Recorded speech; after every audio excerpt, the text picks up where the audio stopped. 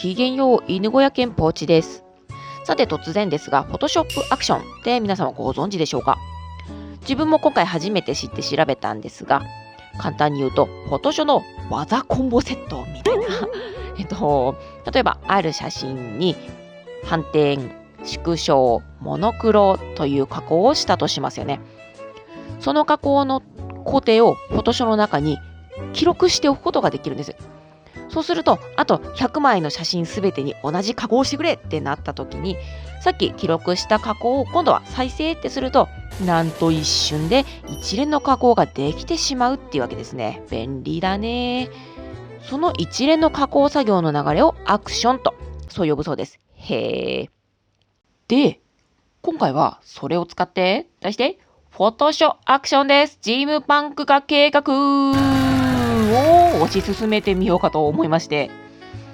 スチームパンクっていうより、個人的趣味の話になっちゃうんですけど、スチームパンカーの皆様にはきっと楽しい内容だと思いますので、最後までぜひお付き合いくださいませ。なお、こちらの動画は準備編ということで、Photoshop アクションで遊ぶために必要な準備を行う動画となっております。具体的には、英語サイトから Photoshop アクションを購入する方法、Photoshop の言語設定を変える方法をお伝えする動画となっておりますので、んなことも知ってるよという方は、後半のアクション編のリンクが概要欄に貼ってありますので、そちらから進んでご覧ください。それでは早速行ってみましょう。最後までお付き合いよろしくお願いします。今回購入するのはこちらの After People Photoshop Action というものです。このアクションの作者は友人デザインさんという方で、他にもたくさんのアクションを制作販売されています。概要欄に作品販売ページとポートフォリオのリンクを貼っておきましたので、気になる方はぜひそちら覗いてみてください。これもね、めちゃくちゃ気になるビジュアルなんですけど、詳しい紹介は後半のアクション編でしますので、一旦置いときます。さて、ご覧いただければわかる通り、これ英語サイトです。ここからアクションを購入します。海外サイトはちょっと不安という人も多いと思うんですけど、実際自分もそうだったんですけど、やってみた感じ難しいところも特にありませんでした。簡単に説明だけしますね。まず Google 先生にページを翻訳してもらいます。はい、ここに購入するってあるのでポチッとします。購入手続きなんですが、ここを押すと進みます。私ポチはペイパルを利用しました。このペイパルというのは自分と海外サイトの間に入ってくれる決済サービスみたいな感じですね。買い手保護制度なんかもついているので結構安心かと思います。海外サイトからの買い物をするときなんかに普段重宝するのでおすすめかなと。購入手続きはもうこれで終わって、右のアカウント名のところにあるダウンロードというところからアクションをダウンロードしたら OK です。自分で保存先位置を覚えておいてください。これでめでたく Photoshop アクションを購入することができました。コングラチュレーションということで、ここからが本番じゃないんです。実はですね、海外 Photoshop アクションを使うために重要なことをお知らせしなければなりません。それは英語でしか起動しないんじゃ。詳しくはアクション編でお話ししますが、今回に関しては英語版 Photoshop を使わないとアクションが成立しません。ですので、今から Photoshop の言語を変更します。このアクションの作者である友人さんもご自身で言語の変え方っていう動画を出されているんですけれども、それはちょっと裏技的なやり方っていうんですかね。なんで、より確実で切り替えも簡単な方法をお見せしたいと思います。まず、Adobe Creative Cloud のアプリを起動します。お使いのバージョンによっては仕様が異なっているかもしれないんですが、画面の右上、ここですね、アカウントアイコンっていうのがあると思うんで、そこをクリックすると、環境設定っていうのがあると思います。押すと、今ここに出ているこの画面が出てきます。さらにその中のアプリケーションで、さらに、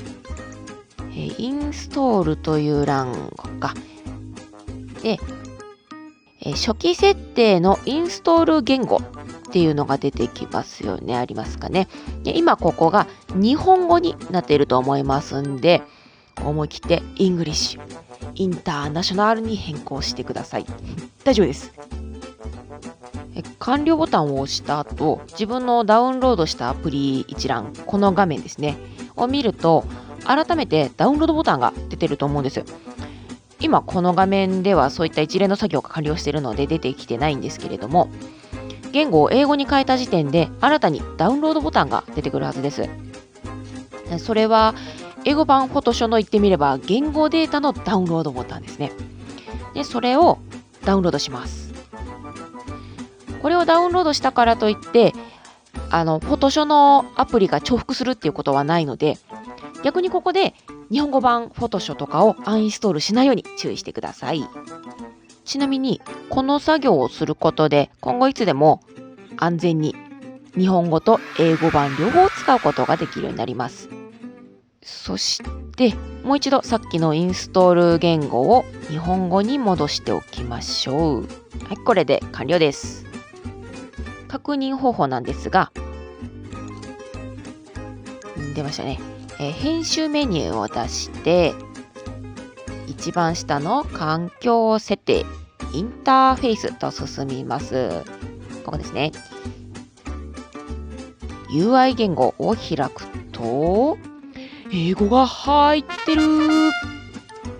これを選択して OK を押した後、一度フォトショーを閉じます。で、再び開いてください。で、確認すると英語版フォトショーになってるよということですね。ついにここからが本番ですよ。楽しみだね。ちなみにですね、今のと同じ手順で日本語を選択してまた消してつければまた日本語版使えますのでご安心ください。